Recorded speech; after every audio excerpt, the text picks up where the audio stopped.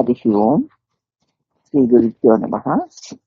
శ్రీ రమణ సద్గురుదేవాయ నమః. మనం శ్రీ రమణ భాషను చెప్పుకుంటున్నాం కదా. శ్రీ రమణ భాషలో ఇది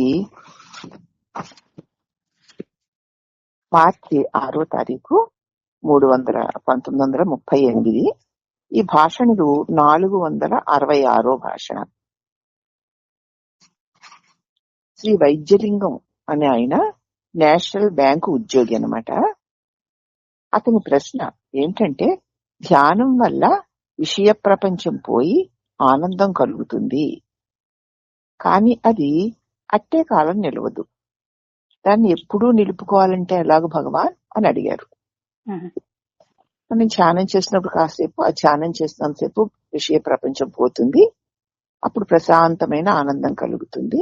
కానీ అది ఎక్కువ కాలం నిలవడం లేదు, దాన్ని ఎప్పుడు ఎలా నిలుపుకోవాలి అని వైద్యలింగం గారి ప్రశ్న. అప్పుడు శ్రీ మహర్షుల వారు అన్నారు, వాసనలను దహిస్తే సరి, వాసనలను దహించడం ద్వారా మనం ఆ ఆనందాన్ని ఎల్లప్పుడూ నిలుపుకోవచ్చు. ఇప్పుడు ఆ భక్తుడు అన్నాడు,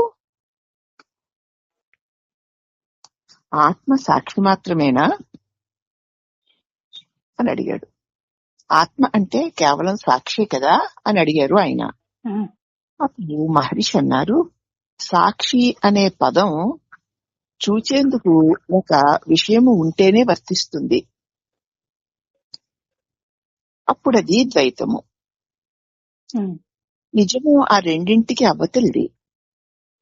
సాక్షి చేత కేవలో నిర్గుణస్య అన్న మంత్రంలో సాక్షి పదాన్ని సన్నిధి అని మనం అర్థం చేసుకోవాలి. ఇక్కడ సన్నిధి లేకుంటే మరేవి ఉండవు కనుక. ప్రతిరోజు జరిగే పనులన్నిటికీ సూర్యుడు ఎలాగ అవసరమో, అవునా మరి, వానిలో అతడేమీ పాల్గొడు కదూ. అయినా అతని సన్నిధిలో తప్ప అవి జరగవు. ఆ క్రియల సాక్షి అతడు. ఆత్మ విషయం కూడా అలాగే.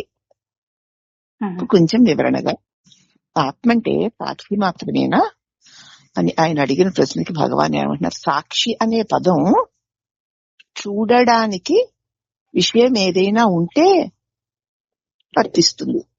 తాను చూసేవాడు చూడడానికి ఏదైనా ఒక విషయం ఉంటే అప్పుడు సాక్షి అన్న పదం వర్తిస్తుంది. ఎందుకంటే అది ఉంది అని చూస్తున్నాడంతే. ఒక విషయం ఉండాలి, సాక్షిత్వం నీకు ఉండాలంటే అప్పుడు అది ద్వైతమే కదా. చూసే సాక్షిలో చూడబడేటువంటి ఒక దృశ్యమును ఒక విషయమును, అప్పుడు ద్వైతం అవుతుంది. అయితే నిజము ఆ రెండింటికి అవుతుంది. సాక్షి చేత కేవలో నిర్గుణస్య అన్న మంత్రంలో సాక్షి పదాన్ని సన్నిధి అని మనం అర్థం చేసుకోవాలి. సాక్షి అంటే ఏదో ఒక దానిని చూస్తున్నవాడు అని కాదు, సన్నిధి అని అర్థం చేసుకోవాలి. అంటే ఆ సాక్షి అనబడే దాని సన్నిధిలో అని తెలుసుకోవాలన్నమాట మనం. సన్నిధిమే లేకుంటే మరేవి ఉండవు కనుక. అది ఆ సాక్షి, ఆ ఆత్మ, దాని సన్నిధే లేకపోతే ఏవి ఉండవు, ఉండలేవు గనక. మామూలుగా కూడా సర్వసామాన్యంగా మనం అనేక సార్లు చెప్పుకున్నదే, ప్రతిరోజు జరిగే పనులన్నిటికీ సూర్యుడు ఎంత అవసరం. సూర్యోదయం కాగానే జీవులందరూ లేచి వారి వారి శరీర కర్మలకి ప్రారంధానికి తగినటువంటి క్రియాకలాపాలన్నీ చేసుకుంటూ ఉంటారు. ఎవరెవరు ఏ ఏ పనులు చేసుకుంటున్నా వాటిని ప్రకాశింపచేస్తాడే గాని ఆ పనుల యొక్క ఏ ఫలితము ఆ సూర్యుడికి అంటుకోదు కదా. అంటుకోదమ్మా. ఆ క్రియలన్నిటికీ సాక్షిగా ఉంటాడు. అంటే పని కట్టుకుని చూస్తూ వీళ్ళు వీళ్ళు అని కాదు. ఈ జీవులందరూ కూడా ఆ సూర్య సన్నిధాన బలము వల్ల వారి వారి క్రియలు చేసుకోగలుగుతున్నారు అన్నమాట. అలాగే ఆత్మను కూడా సాక్షి అంటారు. అంటే ఆత్మ సూర్యుని ప్రకాశ సన్నిధానంలో, చైతన్య సన్నిధానంలో సమస్త దేహ ఇంద్రియ మనోబుద్ధులు వాటి వాటి సంస్కారానికి తగిన పనులన్నీ చేసుకోగలుగుతాయే తప్ప సూర్యుడెట్లాగా అన్ని పనులు చేయడానికి ఆధారమై ఉన్నాడో, ఆ పనులు చేసిన ఏ ఫలితాలు సూర్యుడికి ఎట్లా అంటవో, అలాగనే ఆత్మసూర్యుని సన్నిధానంలోనే సమస్త దేహ ఇంద్రియ మనోబుద్ధుల వ్యవహారాలన్నీ జరుగుతూ ఉంటాయే తప్ప ఆ వ్యవహారాలు ఎప్పుడూ కూడా ఆత్మకి అంటుకోవు.